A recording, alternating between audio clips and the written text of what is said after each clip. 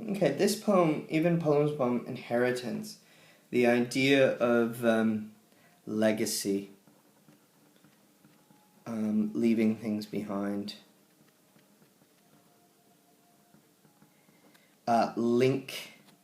link to generations, family. All these things are alive in the thematically in this poem, and it connects them to the poem material, even to my 9-year-old self, to effects.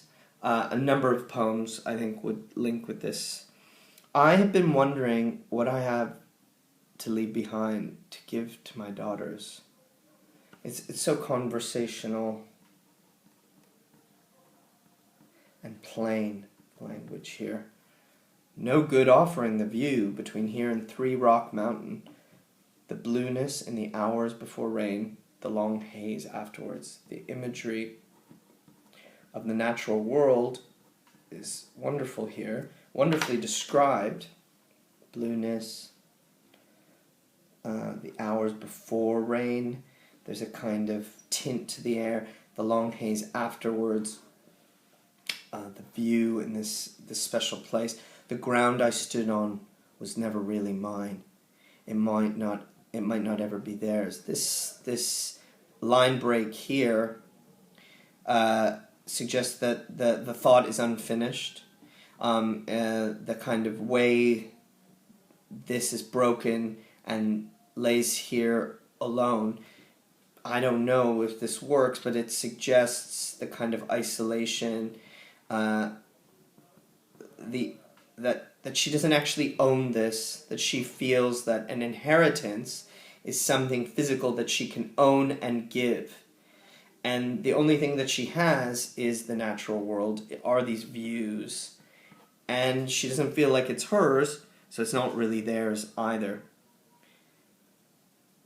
And gifts that were passed through generations, silver and the fluid light left after silk, were never given here.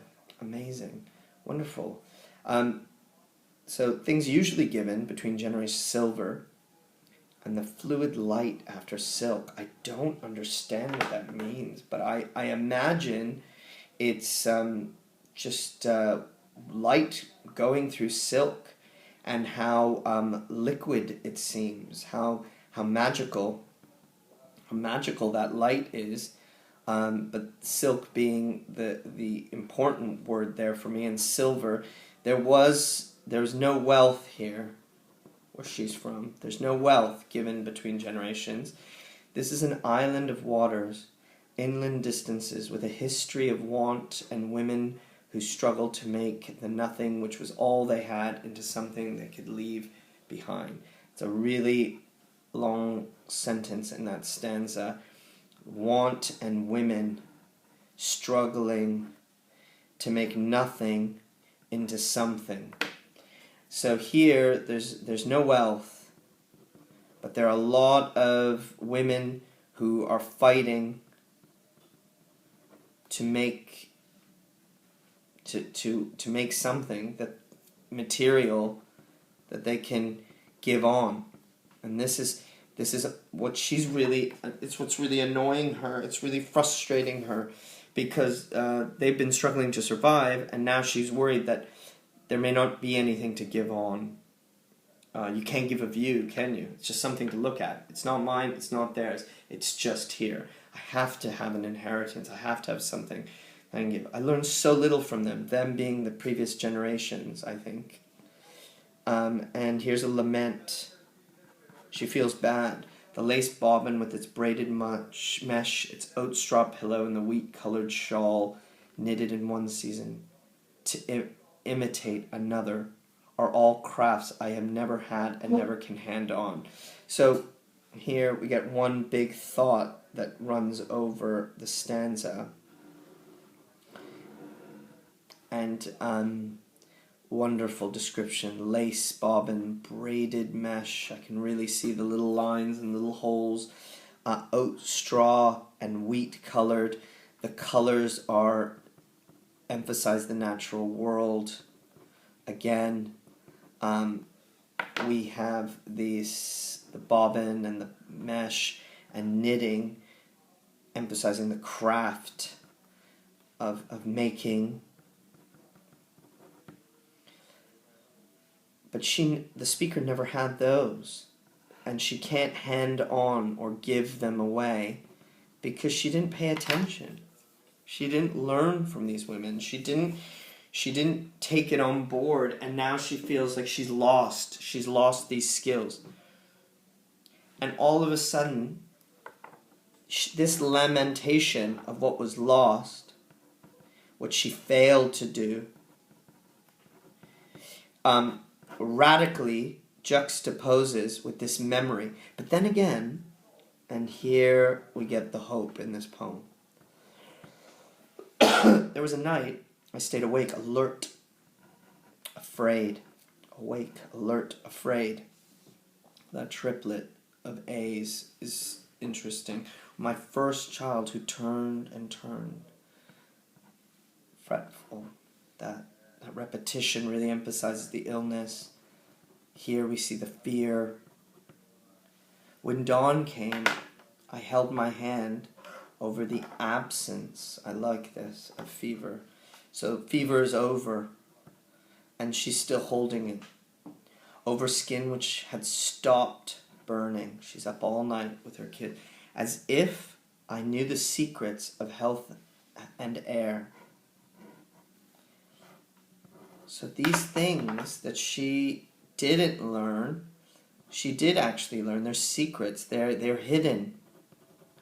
They're part of her. These ways of knowing about health and air.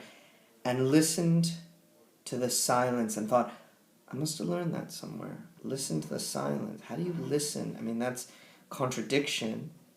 Maybe, if you don't know or haven't ever experienced what that means.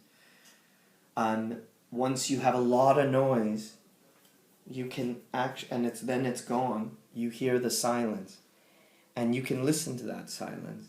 And it may seem like nothing to other people, but to you, you can hear the absence of noise. And that wonderful auditory kind of imagery, that itself is a contradiction, auditory description, is for me the crux of the poem, is that whether she realizes it or not, the speaker has inherited something. They've collected something that's part of their tradition, that's part of their life, that's part of the way they will raise their kids. And she reflects, I must have learned from somewhere, or someone. Why not say someone? Because it's almost like it's this place that she's in has itself taught her. This place, this inland place, this island of waters, has taught her what fighting and what women working together means. And, okay, no, she can't create crafts to pass on. No, she doesn't have elaborate wealth to give on. And she can't give the natural beauty because that's just of the place. But what she can give is knowledge, is love, is awareness, is care, is a sense here of healing and being willing to fight and protect. And all those things are inheritance as well.